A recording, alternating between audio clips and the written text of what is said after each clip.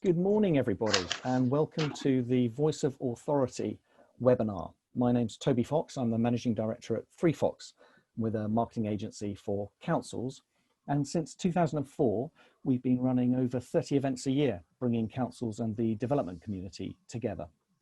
During lockdown, we've been doing that by organising these weekly webinars. Well, they were weekly. There's a bit of a thirst for information out there, and now we're streaming twice a week. So next Tuesday, we'll be hosting the second part of our breakfast presentation of tools for local authorities to support high streets. And we'll be back at this time next Thursday to look at how core cities are meeting sustainable development goals in their recovery strands. We're also very excited to announce today our next SiteMatch 365 event partner, Ealing Council, who will be revealing new development opportunities and taking part in one-to-one meetings online with prospective developers and investors on July the 8th. More information on sitematch365.com later today. But that's enough plugs. Today, we're here to discuss what roles will the public sector play in restarting and growing the house building programme. And we couldn't possibly have a better panel for that. We've worked with our excellent partner, Montagu Evans, to handpick a panel who have either been at the forefront of innovation in public sector housing programmes or who are fast establishing powerful reputations in that field, or both. I'll let you decide who is in which camp, while I take great pleasure in introducing Councillor Nesil Caliskan, leader of London Borough of Enfield. Good morning, Nesil. Morning. Councillor Alison Butler, Deputy Leader and Cabinet Member for Homes and Gateway Services at the London Borough of Croydon. Good morning, Alison. Morning, everybody. And Cllr Peter Mason, Cabinet Member for Housing, Planning and Transformation at the London Borough of Ealing. Good morning, Peter. Morning. And with them and representing the private sector today, Oliver Maury, Partner and Head of London Sector, Regeneration and Asset Strategy at Montagu Evans, who are our sponsors for today. Good morning, Ollie. Good morning. Montagu Evans are also our partners for 3 more sessions to come, and I'm going to take this opportunity to express our thanks to them for that support, which has enabled this discussion to take place. And it's going to be a discussion in 3 parts. First, our panel is going to consider the capacity of councils to support the delivery of housing targets and whether those targets should be adjusted. In the second part, we'll have a conversation about how significant direct delivery could be and in what forms and what kinds of partnership that might take place. And then in the final part, we'll consider how the house building programme might meet the zero carbon challenge and where councils' climate crisis pledges sit on the agenda. And that's going to take us to about 11:45 or 11:50, at which point we fully expect to reveal a swarm of questions from you, the viewers, via the Q&A function on your screens. And we'll be selecting the ones with the most votes to put to the panel. So let's see what we can do to inspire you into asking those questions by turning to our panel and beginning with Councillor Caliskan to ask, what's the capacity of councils to support the delivery of housing targets, and should those targets be adjusted? Nesil. Thank you very much. So I think it's a question that sort of predates COVID because of the acute need for housing, obviously not just in London, but beyond. I mean, the most obvious factor are the limitations imposed on us from central government in terms of funding and borrowing restrictions. And I know in recent years, the lifting the HRA cap has helped us, but certainly other restrictions and the lack of grant funding is a real obstacle. And then, of course, compounded by years of austerity, has had a challenging impact in terms of the environment within our boroughs, but also on the local authority itself. So I know they're really obvious points to make, but it is sort of fundamental to our ability to be able to drive through housing and deliver things. So that's the funding stuff, but then there are some practical, I think, capacity issues. So whether it's planning officers or other professionals within local authorities, there has been, I would say, a hollowing out over the last 10 years. Certainly from my perspective, the last 2 years at Council, as well as being quite ambitious in our plans to deliver a number of homes across the borough. Equally, we've been focusing on how we can build up the skills, the understanding, the practical kind of skills necessary for officers to support both the private sector in delivering homes, but also to make sure that we can directly deliver, because as you know, it's a core part of our mission to directly deliver homes. So it's both practical and funding, and I think because local authorities have been committed to delivering housing, and because they're ambitious, certainly I would say in the last 2 years, and for London it's very much working in partnership with the Mayor, we've been able to come up with newer models for delivery, and that capacity is under constant renewal, if you like, so that we can adjust ourselves depending on what challenges we face. Thanks very much, Nesil. Alison, does that resonate in Croydon? Are you facing the same sort of challenges and the same pathway? Yeah, certainly I recognise a lot of what has been said there, and if experience of recent weeks has shown us, it's never been more important for local authorities to lead the way in delivering homes, and that's, you know, family homes. We don't want to rely on that shared accommodation that we're currently having to do in some temporary accommodation and emergency accommodation cases, and also that concentrated effort to assist rough sleepers has created new demand, and it's clear we're going to have less resilience on traditional hostel type placements, and that needs to be renewed. And also I think every council is looking about how we can use new homes to tackle the clear inequality that COVID has highlighted, but clearly blights our communities. So I believe that councils will be essential to delivering housing and development confidence and certainty. And from a planning perspective, that does mean having a proactive planning department, taking on board what is said, you know, the shortage of expertise, recruiting expertise, that there is expertise within the councils. But if you've got an up-to-date local plan, good growth planning framework, and also in Croydon, we're lucky to have the benefit in the scale of consents and construction sites. So I think that provides delivery resilience. We've got many small developers as well as the larger ones coming in. And we have noticed that smaller schemes are continuing to come forward, but there is a pause in some of the larger schemes as they consider the market. I believe now is not a time to adjust the overall housing target set out in the London plan, because the housing crisis remains, and it's important for all boroughs to continue to meet those targets. However, we need to up the game on affordable housing, and we cannot do that alone, and no borough can do that alone. We realise there's going to be programme slippage and construction delays are inevitable, and housing programme targets may be missed, and so adjustments to that will have to be realistic and pragmatic.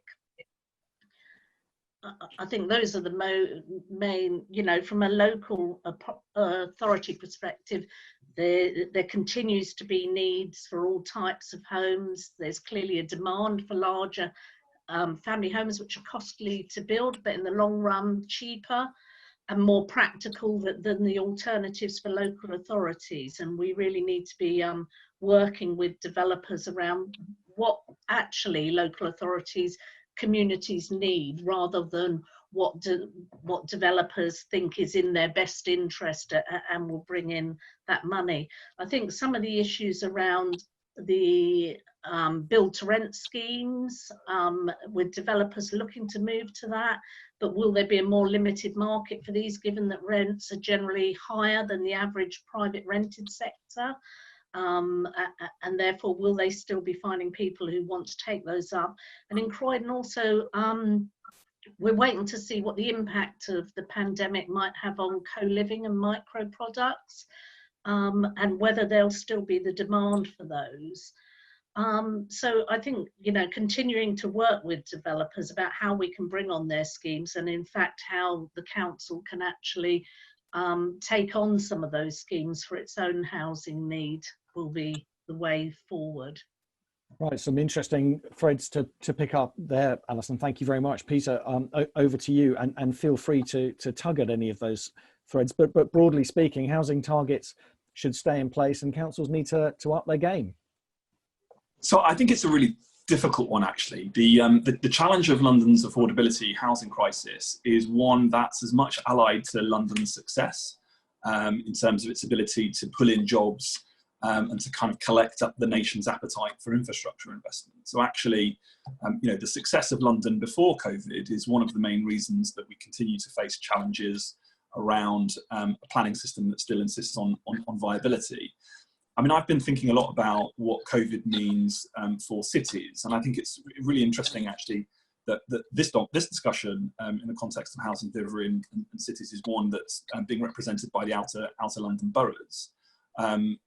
One of the things that we are still yet to wait to see is the government white paper on planning reform, and those kind of who watch it carefully kind of have already gotten a sense of where the government want to go in terms of the housing delivery test and on housing targets, both inside the NPPF and also the arguments that are happening with City Hall. So because I've been dwelling on it, the Jack Airy report, which I'm sure people know, the Policy Exchange report, reads pretty much like Edward Glazer's book, The Triumph of the City.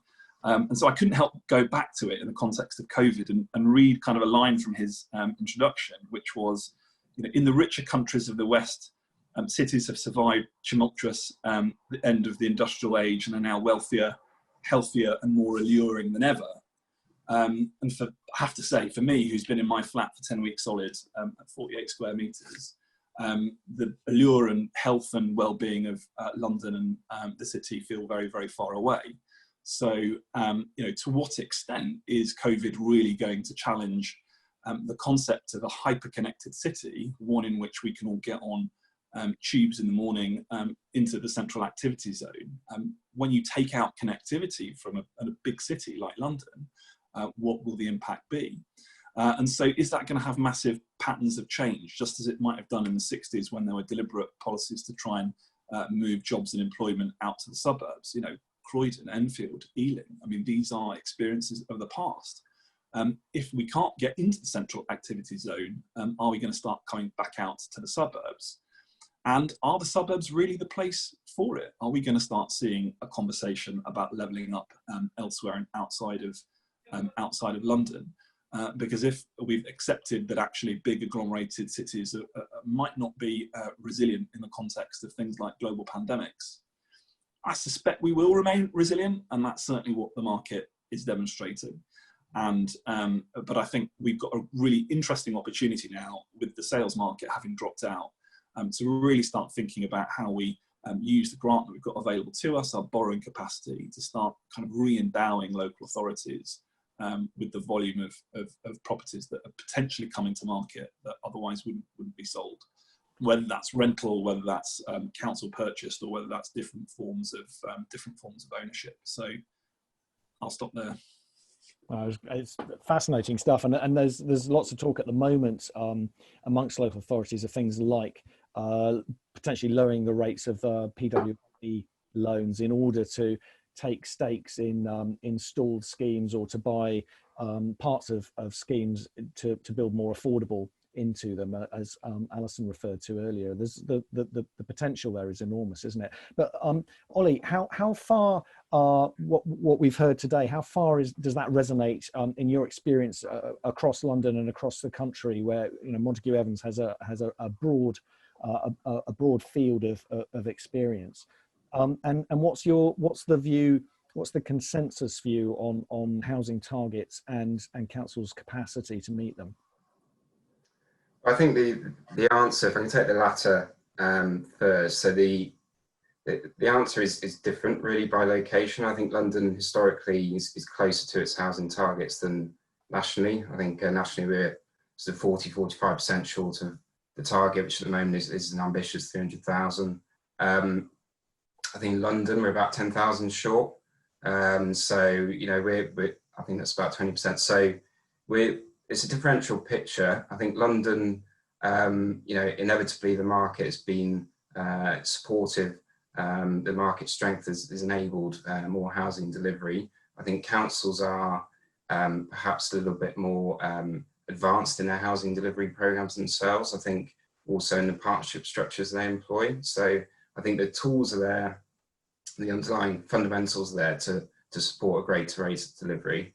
I mean, I was going to just pick up on one thing. So my role typically is in regeneration. So it's a bit of the public-private interface. And something that I see in terms of housing targets is sometimes there's a bit of the housing targets that are set feel a bit extraneous to the projects that we're doing. And learning off a recent project in Newham, we had a kind of co-production mandate where we were delivering our commercial strategy with the community. So it's interesting to hear, you know, the point around housing targets responding to genuine local need. I think, you know, inevitably targets are top down, but on these regeneration projects, in this particular case, working with the community, actually you start to realise that maybe there's an alternative approach. And I think in getting them involved in a true co-production process around commercial strategy enables them to understand some of the trade-offs that have to be made. So points around the types of tenure for affordable housing, family housing, density, massing. So I think all of these things together, if you can engineer a position on projects that warrant it, if you like, by virtue of scale, where you are working hand in hand with the community to develop what the true housing need and therefore the housing targets, housing output should be, that you can deliver better outcomes, you can deliver consensus and a firm basis to progress the project, as opposed to having to respond to sometimes what might feel like artificial targets. Nesil, you wanted to come in on that. Yeah, I mean, it was very interesting listening to the comments made. I mean, in particular, I think Peter made a really interesting comment around demand and connectivity and what the demand for housing will look like in a few months' time, or even a couple of years' time in a post-COVID world, and there will be a post-COVID world at some point. And I think for anchor institutions like councils or big employers in areas, there are some real tangible decisions to be made now. So for example, last week as a council, we were talking about what reconfiguring, consolidating our sites might look like, particularly for our civic centre and our call centre. And suddenly there are a whole bunch of consequences to doing things that we hadn't previously considered. So just take our call centre, for example. If we took the decision to allow everybody to be able to work from home, suddenly the opportunity to work for Enfield Council in a call centre opens up way beyond Enfield, way beyond London, and somebody in Newcastle might apply. So I think there could be some long-term consequences to the decisions that businesses and anchor institutions make in the way that they deliver their businesses and how they conduct employment, and the impact that will have on housing. Now, incidentally, I personally think the demand is so great that that it's not going to have that kind of radical impact, but it could have a dent. But in my borough, we're set to grow by 50,000 just, you know, from the growth within over the next, I think it's 10 years. So the demand is such that I don't think there's going to be a sudden dip for London. I think we have, as a local authority, recognised, certainly because we're an outer London borough, that we had to lead, and we have to lead the housing development ourselves. Crucially, not just for the numbers, because we need more, but also some of our poorest estates that are desperate for renewal will only ever be done if the local authority leads on it, perhaps in partnership with the private sector, but certainly us leading on it, because we simply don't have the land value that other places in London do. So we have already said we play a role, and I think going forward we'll have to continue to play a real central role. Yeah, that's well said, Nesil, and lots of nodding around the screen as well. Lots of agreement, I sense. Let's move the conversation on a step then. So councils and the public sector is going to play a really significant part in the housing programme going forward. How significant within that is direct delivery going to be, and what forms might that take? What kind of partnerships are required? Are there roles for other agencies in supporting you in terms of sort of Homes England or the government nationally? And what do you need from fellow councils and from regional government to support you? Alison, would you like to pick up on that? Sure. Yeah, thank you. In Croydon, we've got our already a wholly owned housing development company, Brick by Brick, which is already on course to build 2,000 homes on council land by 2022. And the way we've put that forward is that they bring forward 50% for sale, and then 50% that goes either to the shared ownership or directly into council homes. And the aim is to continue to build 500 homes a year. We've got many other ways. We also create new social and affordable homes through converting and extending existing buildings and replacing our own homes that are not cost effective. We haven't in Croydon yet set out an estate regeneration programme that involves disposing of stock that we've currently got there, or moving people from their homes. We've also got community-led housing that we've brought forward with 5 schemes. The first of those is up and running, and the second one, people are involved in bidding for that.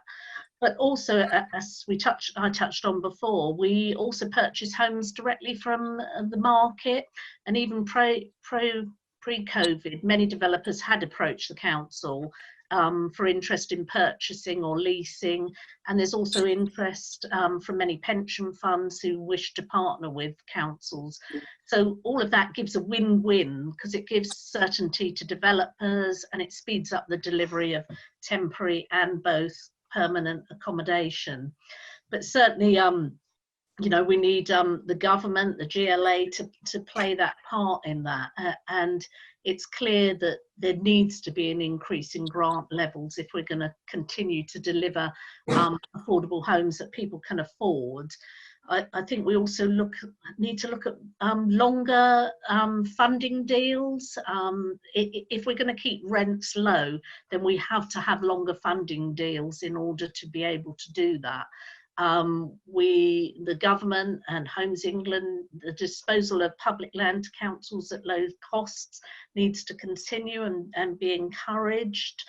And the government also needs to look at grants in order that we can support vulnerable people and people needing long-term care and support. And in Croydon, we've always said we're kind of open to any partnership. It's clear that there's no one way that this housing crisis is going to be fixed. So really, joint ventures between companies and councils, risk sharing delivery models is really important. Long-term partnership funding deals, whether that's backed by the government or other institutions such as pension funds. But also, I think working with other local authorities, and I think in London there is a new willingness to do that, and it's clear that most boroughs have a kind of development company or a scheme of development going forward, and how we can all work more closer on those schemes and those companies to actually reduce costs and bring that forward.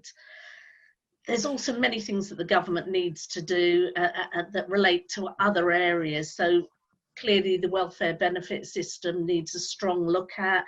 Those rises in local housing allowance that the government saw fit to bring in at the time of this crisis, although were needed before, need to go up in order that people can afford homes to rent.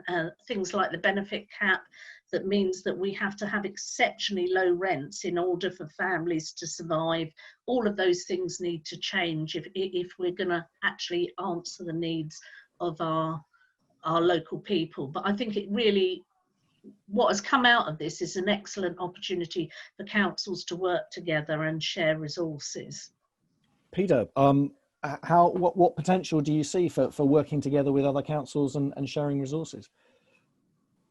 Yeah, I think there's a lot. You know, this is a significant moment for local authorities, not just in the context of COVID, but the changing environment in which we've got an opportunity now to lead to kind of restore the stock that we've historically lost over a very long time because of things like right to buy. This is Keynes in economics. This is a moment to kind of do the counter-cyclical investment that we need to sustain the economy, which is suffering, but equally to make sure that we're delivering for the people for whom we represent. All three of us on this call are Labour boroughs, and we I'm sure all share a collective view about the priority for housing, particularly in a city like London, where it's not very affordable for those on low incomes or even key workers, even in parts of our borough. But that does reflect a decade of decline, and we have to be brave about pointing to that and acknowledging some of the flaws that currently exist within the system. We've gone through a period of local authorities no longer having effectively decent amounts of capital to be able to do type building at scale and pace. And we've seen our assets be diverted into the private sector, supported by housing benefit, which in turn is supporting mostly buy-to-let landlords, let's be fair, which in turn is then effectively kind of keeping the private development sector going. Now, that's one model of doing it, but I think we would be being slightly hypocritical, and we would be being slightly unfair if we didn't actually acknowledge between local authorities and developers that there is conflict, there is disagreement. For local authorities, we do find that kind of viability process quite difficult. We find the notion of taking a substantial shareholder profit from the delivery of such a critical thing as somebody's home really troublesome. And our experience of going through the viability process, trying to secure from private developments enough quantum of genuinely affordable homes is the driver for us to want to be able to go our own way and to start thinking about how we would do it and kind of strip out that profit and deliver a quantum of homes that we think that we can do. And that's why the programme in Ealing is 1,800, and we're looking at another additional 4,000 outside of the GLA programmes, supported by funding. Yes, we're having to look at a cross-subsidy model, just as others are, and have to engage in the same kind of development economics that others do. But in the process of doing that, where we can find good deals from people who want to work with us either as constructors, then we'll do that. There are definitely some asks. We are in a different position now than we've ever been. We have land. We've always had land. We would like some more powers, and we'd like some reforms to compulsory purchase order to help us assemble sites better. But we've got land and we can deploy it. We now have access to borrowing. That borrowing is either through the Public Loans Board. The government have screwed around with interest rates, but nevertheless we have it. But actually, we need some experience in local government around development finance. We have local government finance effectively regulated through kind of Cllr regulations, and not much experience of development finance within the local government world. And those within the development sector who have quite a lot of it, and never the twain shall meet, and conflict always ends up happening there. And thirdly, we need capacity. Lend us your planners, your architects, your development professionals. If you're slowing down, then we'll have them, please. We can certainly put them on projects and give them quite a lot of activity to do. But yeah, it's a difficult situation. I think we shouldn't shy away from actually getting to the heart of some of this, which is just a different set of priorities in terms of where we put value and how we express that value. Priorities have changed, Nesil, and Peter raises there, I don't know, sort of tantalising glimpse of conscription of planners into public service. But he's also painted, along with Alison, a picture that seems, with councils seem to be acting very fleet of foot. There are lots and lots of possibilities, and flexibility is going to be the key. And it's a question of using every tool in the box. Is that the picture in Enfield as well? So I think it is about using every tool and acknowledging that the housing market is there is such a demand, and it's so great, the challenge, that there's not going to be a one-fits-all kind of solution. So we're going to have to do lots of different things, which is an obvious point to make. But the principle of housing delivery for a local authority, I think, I mean, for many of us, is around sharing the risk and delivery. So whether it's looking for a private partnership, or it's looking for a public sector partnership, or looking for another local authority to deliver in partnership, and I'll come back to that. It's about sharing the risk and the delivery, and sharing both of those things over a long period of time, because the scale in which a local authority has to lead housing is not a couple of 100 units, it's thousands. So we're talking about 5, 10, 15, 20-year projects. And that level of kind of investment of will, if you like, and commitment is very difficult. And it requires not just a political commitment from a local authority, but it requires a lot of hard work to make sure that your residents give you that leap of faith, not just for the 6 months or for the year, but for a long period of time. And that's really obvious when you talk about, estate renewal programs, for example. But I thought it's very interesting thinking about opportunity of collaboration between boroughs. And in terms of a concept, of course, I think over particularly the last year or two in London, on a London picture, we've seen a lot more of that than we ever have before. If you think about town centres, for example, and infrastructure, grant funding from the GLA, because the GLA, although works with all of us 32 boroughs, they're thinking about London as a whole. And I've certainly recognised that as a local authority, when we've put in bids for whether it's infrastructure or good growth fund, that kind of thing, I think we've been most successful when it's been on the edge of our borough, when it's bordering another borough. So, we've got Edmonton, which borders Tottenham, for example. We've got a big estate renewal programme, which we're kind of going to ballot on, Snells and Joyce. We've already had some really good feedback from the GLA around grant funding. Now, I'm in no doubt, it's not just because I think we've got a good plan, but the GLA recognises that it borders Tottenham. There is something, the potential to unlock the improvement is way beyond just my borough. And so with that principle in mind, yes, I think we should be ambitious about talking about house building, estate renewal, all of the other things necessary in partnership with other boroughs, and perhaps looking at those boundaries. And then just the final point I wanted to make was around buying land. I think for outer London boroughs, that's really crucial, because I think it's linked to infrastructure. For us, unlocking housing development is intrinsically linked to having good infrastructure. There's no point building homes in the middle of nowhere. You just condemn people to poverty, which is why we focus on, and I'm sure it's the same with the other boroughs, around our town centres, transport hubs, things like that. Now, it's easier to do that, getting infrastructure investment from government, if you've assembled land and you have a big space. Now, that takes time.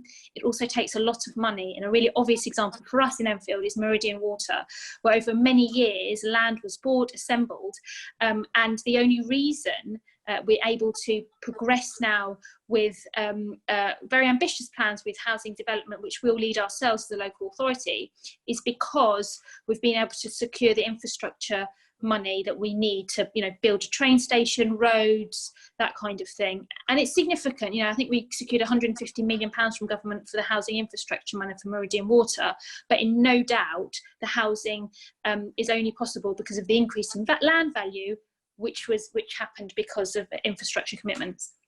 Fantastic. Ollie, we've heard here about a level of ambition that seems really new to me in terms of how local authorities are viewing what they can do and what they need to do and what should be done. At Monty's, you've got the pleasure and privilege of working with a great deal of public sector organisations as well as private sector organisations. So you can kind of speak on both sides of that fence. How does the private sector plug into that level of ambition, and is that ambition as widespread as it seems from our panel today? Well, I think the private sector really see a great opportunity ahead. Inevitably councils are gearing up. They have been for some time, but I think to pick up on the comments being made about this being really important phase in the you know, in the profile of council house building, both direct and indirect. You know, now is the time, and I think people are expecting councils to step in to facilitate and underpin housing units, you know, housing delivery at a headline level, but also to enable, and it might be at a project level like Meridian Water, where, you know, the council been no doubt working with national and regional, you know, GLA government to unlock that housing infrastructure funding.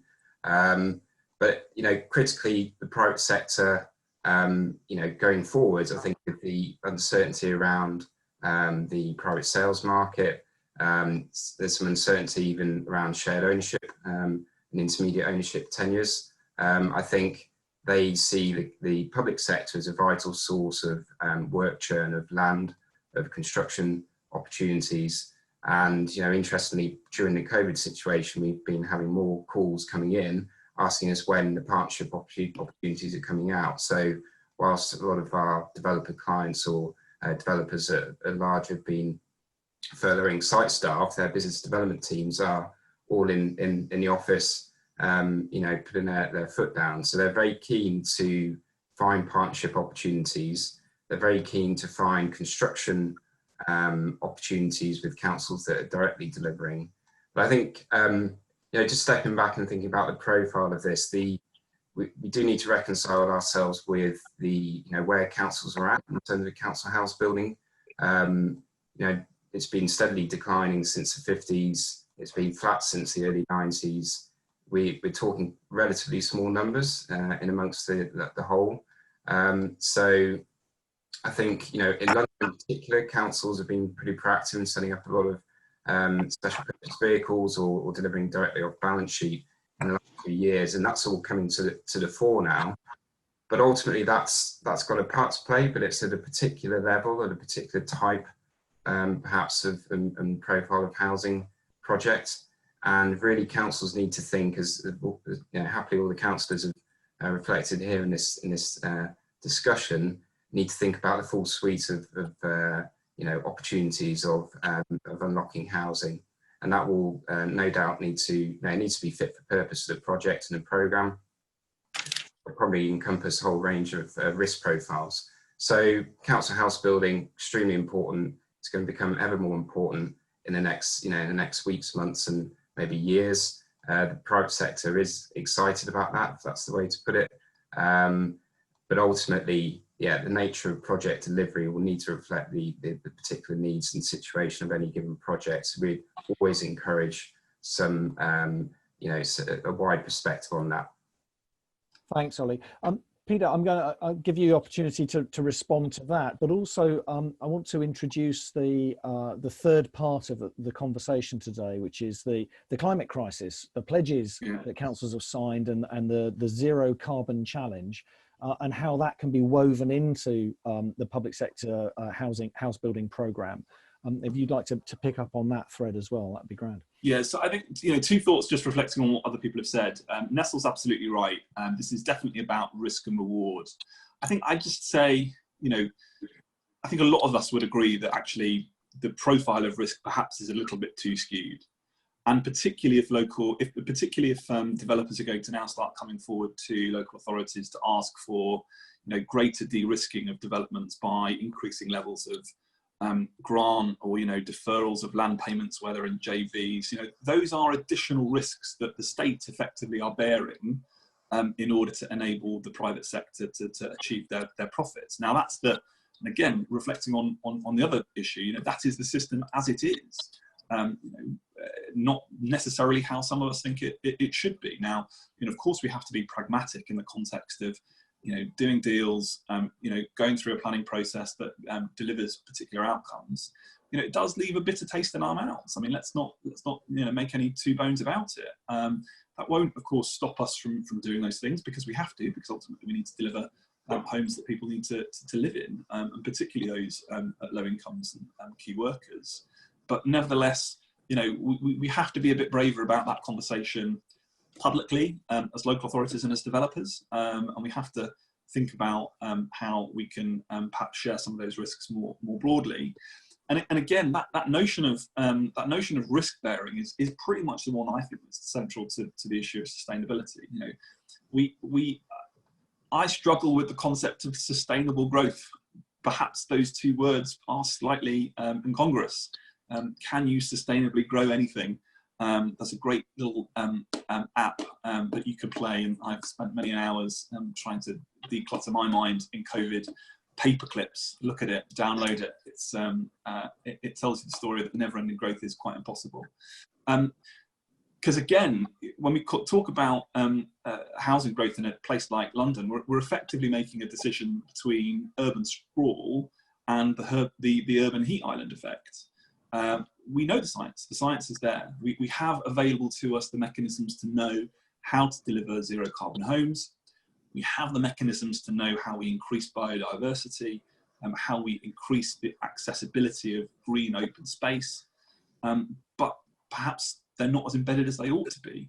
If we see house building through the context of building concrete boxes in which people can live, then you get a particular outcome.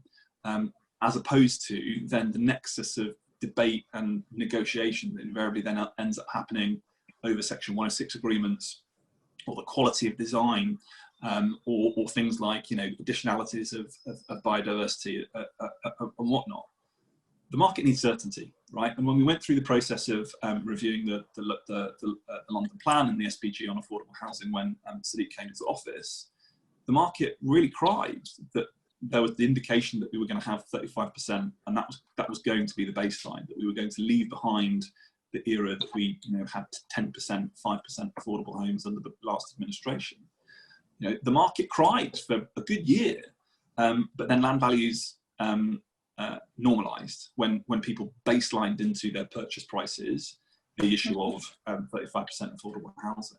You know, we should be baselining sustainability into those concrete boxes as a bare minimum, just as we should be our 106 agreements and our affordable housing targets. And when we do that, and when we baseline those, that's the science of combating climate change into development finance and into that land value, then we will just deliver zero carbon homes. I think it's as simple as that. Thanks, Peter. And I don't know if a zero carbon home means allowing Ealing Common to actually take over your living room, as it seems to be doing in your case. But on that facile point, and apologies for it, Alison, what would you like to take out of that? And you might need to unmute. Sorry. Sorry. I couldn't disagree with anything that has been said, and that there's clearly that balance. But on what has been said, it's right. At the moment, Croydon is managing to deliver those targets that were set in the London plan that everybody was so concerned about at a point. And it is concerning that some of the stuff that's coming through on the building regulations are a backward step on the current London plan, and you've got to set out your ambitions, and if people are clear about what those ambitions are and what's best, then those proposals will contain that. And so we need to be clear that having zero carbon and moving towards that doesn't mean that affordable housing will drop, because that still remains essential. And I think something about bringing, because communities, the people in our boroughs are completely up for this at the moment, and they've never been more so.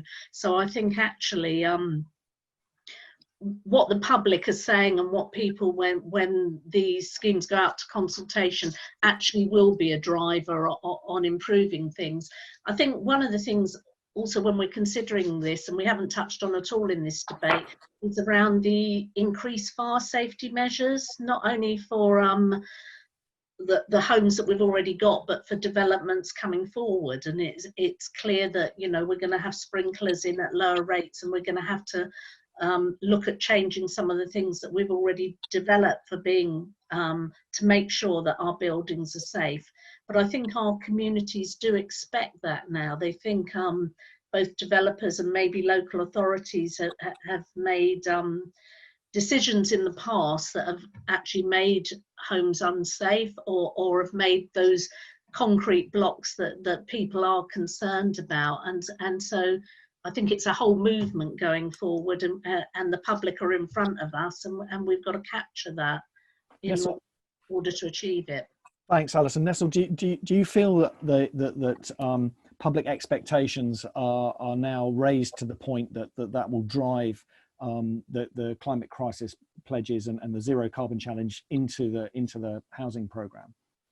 I think that feeling is super heightened in some quarters of my community. But if I have to be really honest, I think there are other issues that are higher on their agenda. You know, the fact that I've got 1 in 3 children live in poverty in some of my wards, the highest increase in youth violence. I mean, I just have to be honest as a community leader in that those are the issues that are driving them to want better quality housing. Now, the challenge for us as a local authority is to make the argument and to demonstrate that you can achieve both those things. It is right that you can have sustainable models of delivery in terms of carbon and also transform people's lives through good quality housing. Obviously, it's easier said than done, but I think, I love the phrase that Peter used around building it into the baseline, because that's kind of how I feel about affordable housing. You know, when I became leader 2 years ago, we were told by everybody that our ambition of 50% for delivering affordable housing at Meridian Water for phase 1 was just not possible. It's just not possible. If it could have been done, others would have done it. It's too risky. The whole system's going to collapse. You know, you won't be able to deliver phase 1.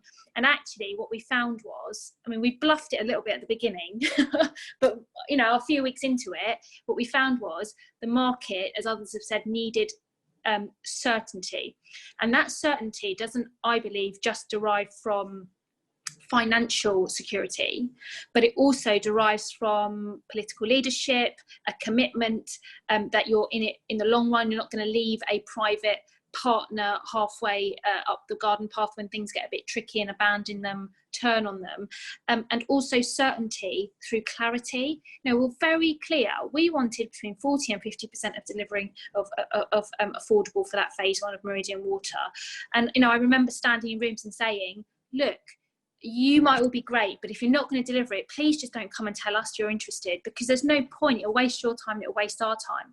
And there was a natural shifting, a sifting that happened. And so that I think is important in terms of creating certainty.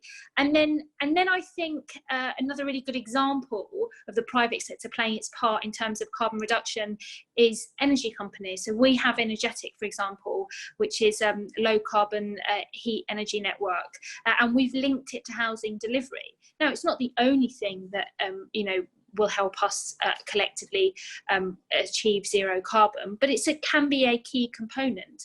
But it is linked to housing delivery, and I think given the need, the commitment for housing delivery, and then if you take another crucial agenda and you link the two, I think you're more likely to achieve.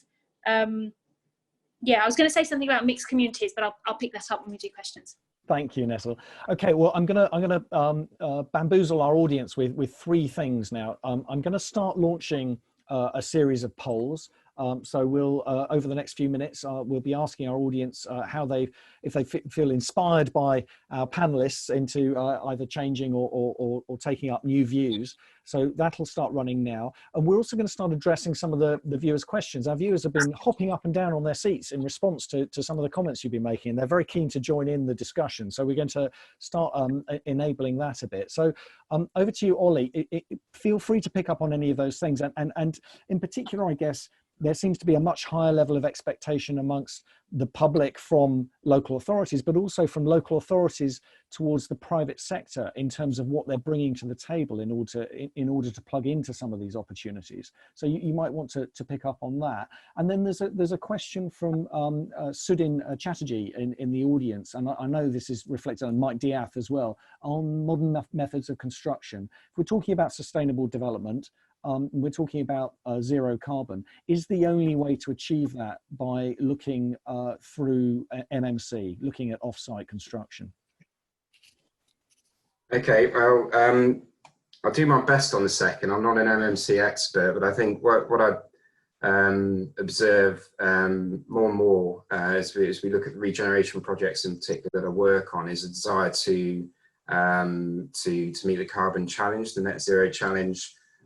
Most councils are struggling, with their climate emergency declarations in terms of translating that into deliverable policy. And I get what the councillors are saying around, establishing a baseline, almost an inarguable baseline that people have clarity on. But I think that baseline needs to respond to, as best it can, to the reality of carbon neutral housing delivery, which, at best is a confusing area, and at worst it's something that I think, the industry at large is guilty of completely failing on. For my time in development, 15 years, it's been part of the rhetoric, and I really don't see a huge improvement. So I think,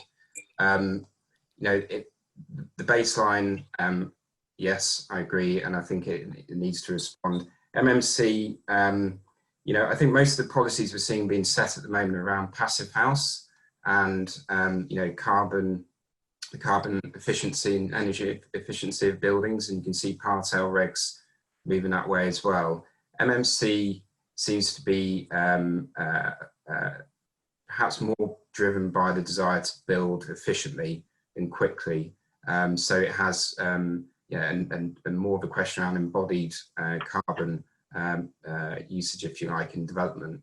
So it's definitely part of the answer, but ultimately all these things have an impact, and they have an impact in terms of programming, in terms of cost. And I think going back to my point around the industry and your first question, I don't think there are a few in the industry at the moment that have really cracking great examples of sustainable development. But do I see many developers and house builders who are relentlessly pursuing this agenda? No. Are we seeing some change there? Yes, I think there's more and more interest. And I think the more, we all have a responsibility to build the narrative in this space, consultants, local authorities, and developers, and we need to put pressure on the development industry to respond. And I think the best way we can do that is to really focus on, the kind of ESG priorities that councils have, how that's going to affect their commissioning, their procurement and their spend, and through that to drive a change in behaviour. Because the unfortunate thing at the moment is that end users, and particularly owner occupiers, don't themselves recognise the value of carbon efficient development. So that's a problem that we remain with, and I don't think it's going to change anytime soon. Nesil, would you respond to that? I'm talking a bit about the expectations of future homeowners in Enfield. Are they going to drive standards for housing in terms of sustainability, in terms of off-site construction? So one of the biggest issues is fuel poverty in my borough. So when we talk about Energetic, for example, the energy company that we've got, we've asked them in the last year to redo their business plan so that we can tackle fuel poverty. So I think it's from that lens that I think residents will push and drive a better standard for sustainable housing. But I mean, I think we can't argue that there is a heightened awareness. There is clearly a move. I mean, the fact that my local authority signed the climate change kind of emergency declaration, and over the past 6 months we've been working on a strategy which we're due to publish that sets out our plan for delivering it. That in itself is crucial, because we've set out the targets, we've set out the steps by which we want to achieve carbon reduction, and we will be held to account on it. And we only do that when we think that there is a press for it from residents. I think the other crucial element in terms of housing development and carbon is the local factor. The emphasis on using local supply chains and supporting businesses to build that into the reducing of carbon reduction agenda, because there is an opportunity there. And if we can demonstrate that you can support local business, employment, supply chains locally, and also achieve carbon reduction, that's another way in which we can get additional support for the broader agenda. Thank you. Alison, are you brick by brick? Are you pushing through 100% off-site construction for the schemes there? Is that even a consideration?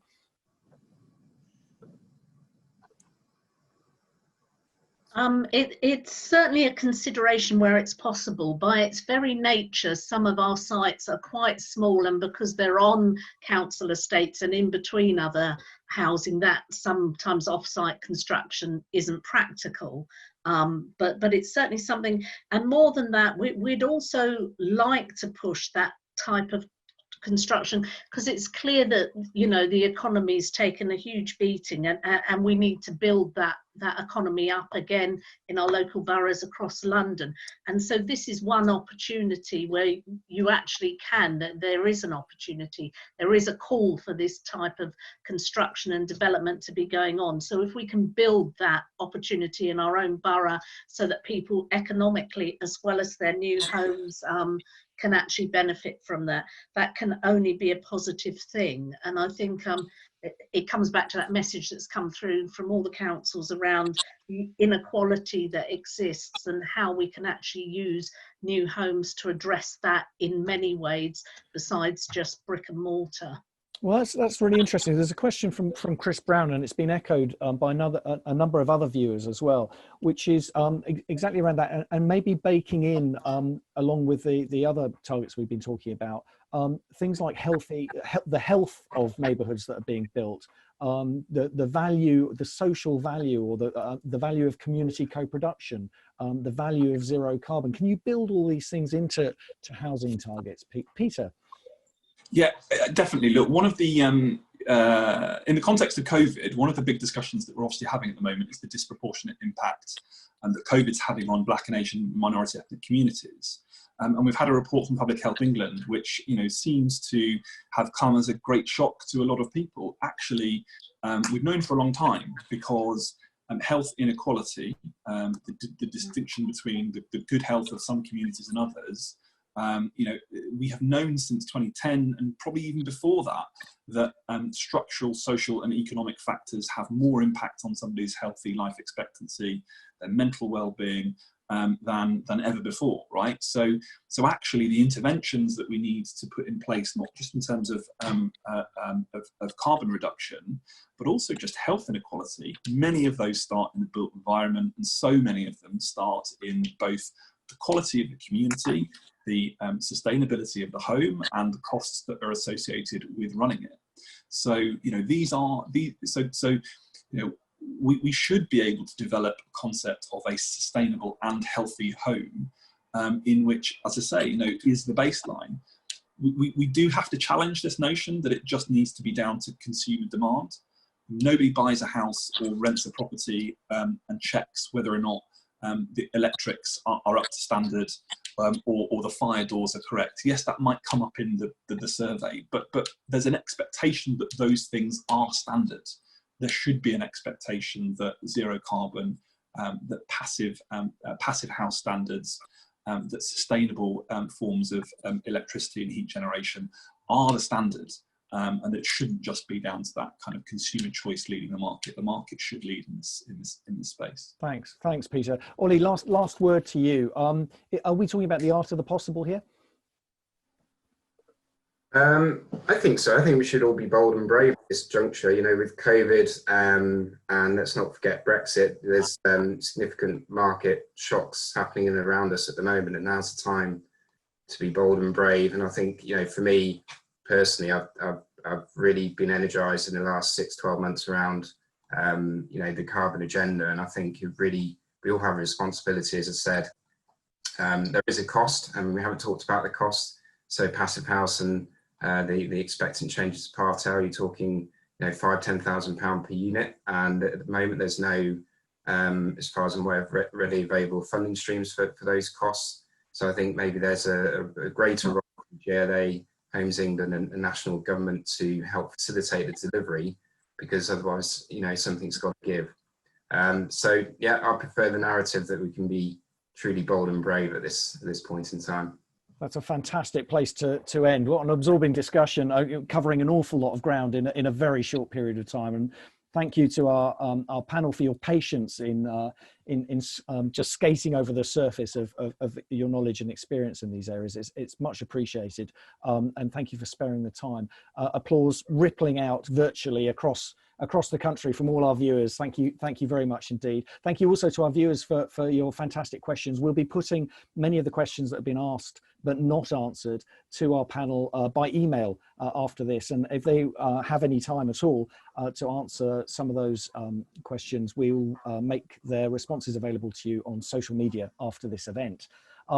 Please take this opportunity to thank also our sponsors, Montagu Evans, who made all of this possible, and you'll find a video of this presentation available on www.thevoiceofauthority.co.uk tomorrow, along with over 130 fascinating interviews with top people at councils. Don't forget, our next session is on Tuesday at 8:30 a.m. Tools for local authorities to support high streets. Until then, goodbye from our panel, goodbye from me, and goodbye from everyone at 3 Fox. Thank you very much indeed. Bye-bye. Bye-bye.